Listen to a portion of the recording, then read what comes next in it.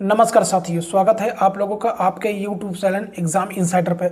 आज हम आप लोगों के लिए यूपी पेट के जो आपका 5 नंबर मैथ पूछता है, तो मैथ के प्रश्न लेकर आए हैं। टोटल आपका मैथ 5 पूछता है, ग्राफ आपका टोटल मिला के 20 नंबर होता है, तो प्लस हो जाता है इक्वल ये 25 आपका हो जाता है। तो आज हम आप लोगों के मैथ लेके आए हैं, बहुत दिन से मैथ ले नहीं पा रहे थे, तो इसमें केवल 5 ही क्वेश्चन लिए हैं। क्योंकि बहुत ज़्यादा महत्व रखते हैं, बहुत सारे बच्चे इसको छोड़ देते हैं, सॉल्व नहीं करना चाहते हैं, लेकिन हम आपको बिल्कुल सरल तरीके से सिखाने का प्रयास करते हैं। सिंपल क्वेश्चन पूछता है आपसे, तो आपसे पूछ रहा है कि निम्न दिए गए समीकरण को हल कीजिए। बस उसको जोड़ना है, क्या करना है, जोड़ना है।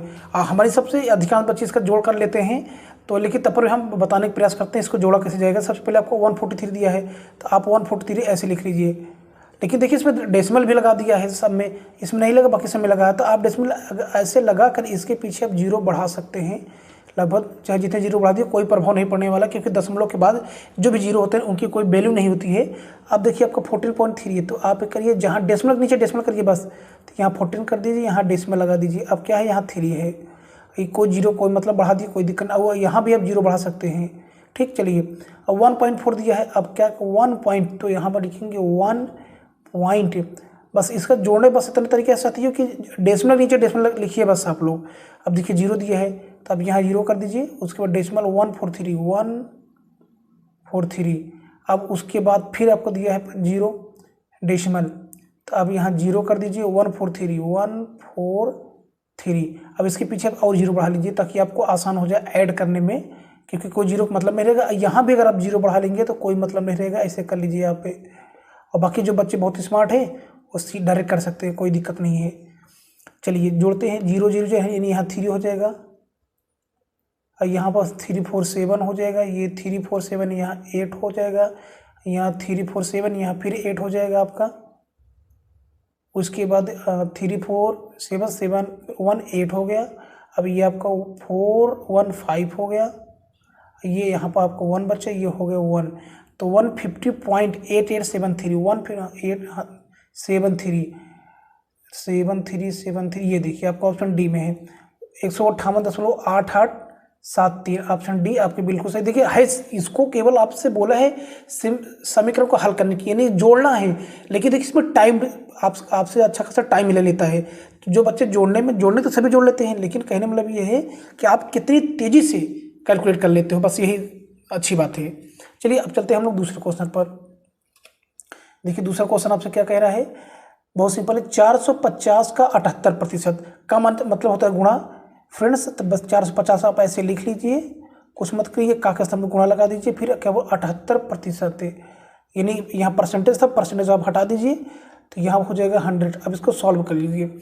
इसे जब आप काटेंगे तो ये काटा जाए, 2 से हम 5 से काटते हैं, तो 5 दूना 10 हो गया। अब इसको काटते हैं, 5 9 45, अभी 5 से कट जाएगा, 5 चौक 20, फिर यहाँ 5 एक कम 5 बच्चा, यहाँ पर 4 हो गया 40, 5 8 40।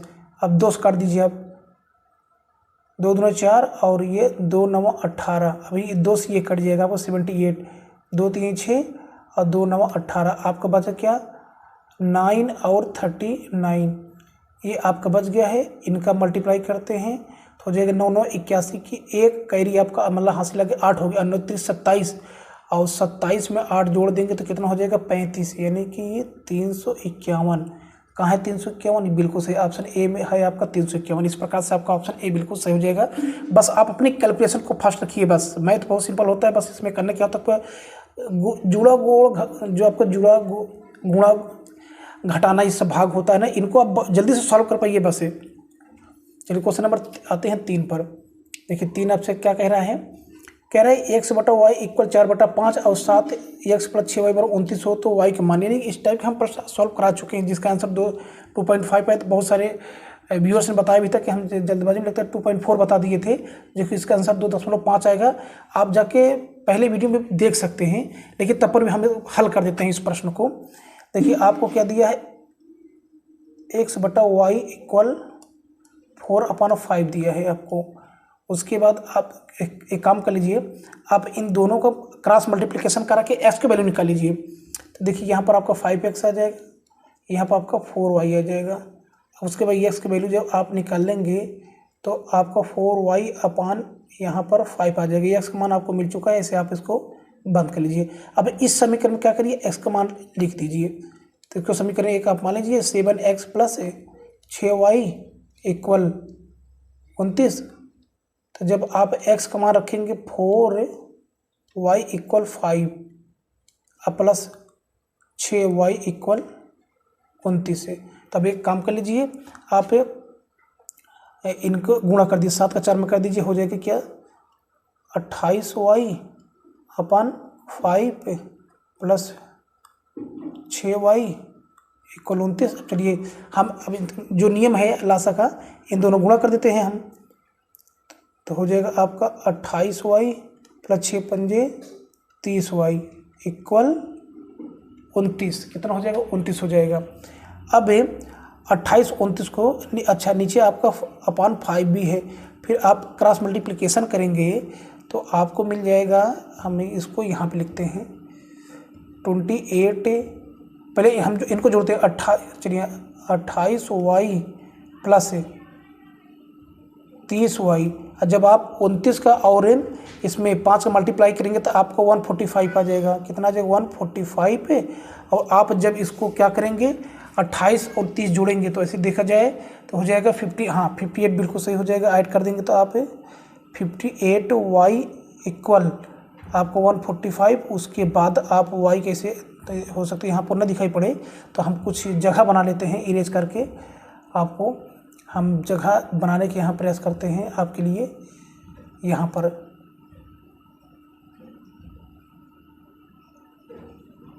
ठीक, चलिए अब जब आपको y करेंगे y इक्वल 145 अपान क्या करेंगे 58। तब इसको जब आप कैंसिल करेंगे तब आपको वही 2.5 ही उत्तर आएगा, जो कि हम पिछली बार जल्दबाजी में 2.4 बता दिए थे। इस तरह तो आप कर ही सकते हैं कि 58 के 145 भाग करिए, ये तो जिसके कैलकुलेशन बहुत मजबूत है सीधा काट सकता है। तो चलिए चलते हैं क्वेश्चन नंबर हम अब 4 पर। करना कुछ नहीं रहता है, बस x का मान निकाल लीजिए। बस आप यहाँ पर 361 का वर्गमूल पूछा है तो क्या होता है 19 होता है। ऑप्शन डी आपको बिल्कुल सही हो जाएगा। वर्गमूल अधिकांश बच्चे निकाल लेते होंगे। चलिए क्वेश्चन नंबर 5 पर, एक कक्षा ए और बी दो सेक्शन है जिसमें क्रमशः 36 और 44 छात्र, यानी कि सेक्शन ए में 36 हैं और बी में 44 बच्चे हैं।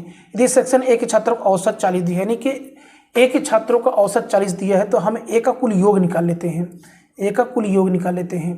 तो अगर सेक्शन ए का योग, सेक्शन ए का योग,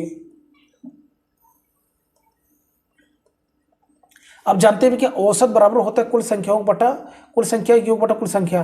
तो वही फॉर्मूला यहाँ लगेगा, तिर्यक जब गुणा हो जाएगा तो कुल संख्याओं की निकाले क्या कर देते हैं हम कर देंगे 4। देखिए पहले सेक्शन ए निकालेंगे तो कितने बच्चे हैं, 36 बच्चे हैं, और सेक्शन ए का औसत कितना है, तो कुल का और जो औसत का मल्टीप्लाई कर देंगे तो कुल योग आ जाता है 36 गुणे 40 से, ये आपको हो जाएगा 1440 हो जाएगा इनका, यानी कि सेक्शन ए का योग आ गया 1440। अब हम सेक्शन बी का निकालते हैं। सेक्शन बी का योग, वही फार्मूला, योग निकालेंगे तो कुल संख्याओं का जो कुल संख्या योग बटा उसके बाद कहने मतलब कि ये जो 44 दिया है कुल बच्चों की संख्या ले लेंगे और योग औसत है, तो कुल का योग औसत से मल्टीप्लाई कर देते हैं तो हमको योग आ जाता है। फिर यहाँ 44 हम करेंगे। उसके बाद कितना है इनका, बी के छात्रों का कितना है, सेक्शन ए के छात्रों का औसत भार 40 किलोग्राम और सेक्शन बी के कितना है 35 है। तो अब क्या करते हैं हम यहाँ पर 35, इन दोनों का जब हम मल्टीप्लाई करेंगे तो हमें 1540 मिलेगा। क्या मिलेगा, 1540 मिल जाएगा। अब उसके बाद हम क्या कर लेंगे, हमसे पूछा क्या है, तो एक साथ दोनों सेक्शन के छात्रों का औसत, देखो हम कुल आ गया, अब कुल औसत निकाल लेते हैं, यानी कुल का मतलब ए प्लस बी का औसत है। तो इनका पहले हम योग कर लेते हैं। पहले लिखेंगे 1440 प्लस 1540 है। और देखिए कुल बच्चे कितने थे ये भी हमको देखना है। पहले सेक्शन में 36 थे, तो 36 क्योंकि नीचे क्या आएगा कुल संख्याओं की योग, फिर बी में 44।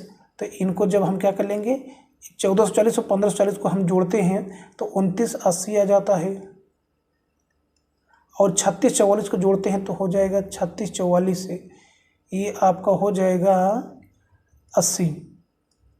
00 काट दीजिए, इनको जब आप काटेंगे तो आपका ये आ जाएगा लगभग 37.25। इसको आप काट दीजिए, क्योंकि यहाँ कैलकुलेशन करेंगे तो कुछ ज़्यादा चला जाएगा। इतना तो होगा, देखिए 00 कट गया, फिर आप इसको 2 से काट सकते हैं कि 2 चौक 8 हो गया, 2 एकम 2, 2 चौक 8, 2 9 18, फिर 4 का आप भाग कर लीजिए इनका 149 में। तो 149 में जब आप भाग करेंगे 4 से तो आपको 37.25 मिल जाएगा। और क्वेश्चन आपसे बस इतना कह रहा था साथियों कि एक कक्षा ए और बी 2 सेक्शन है जिनमें क्रम से 36 और 44 छात्र हैं। ए का मतलब कि यहाँ पर 36 बच्चे, अब बी का मतलब 44 बच्चे हैं। और यदि सेक्शन ए के छात्रों का औसत है 40 किलोग्राम हो, तो जब औसत दे दें और कुल योग निकालना हो, और कुल बच्चों को देखिए कुल नीचे रहता है, भैया आप जानते हैं कि एवरेज बराबर के होते हैं, यहाँ पर टोटल यानी कि सम होता है, टोटल सम होता है, यहाँ पर जितने टोटल संख्या होती है, तो ये दोनों इन दोनों गुणा करेंगे तो हमको सम निकल आएगा। तो यही चीज़ हमें यहाँ पर किए हैं बस से, उसके बाद आपका आंसर आ गया। तो उम्मीद करते हैं ये हमारा प्रयास छोटा बहुत अच्छा लगा होगा, और नहीं लगा है तो आप लीजिए चैनल को, सॉरी साथियों कुछ मिस्टेक हो गया है इसी क्लास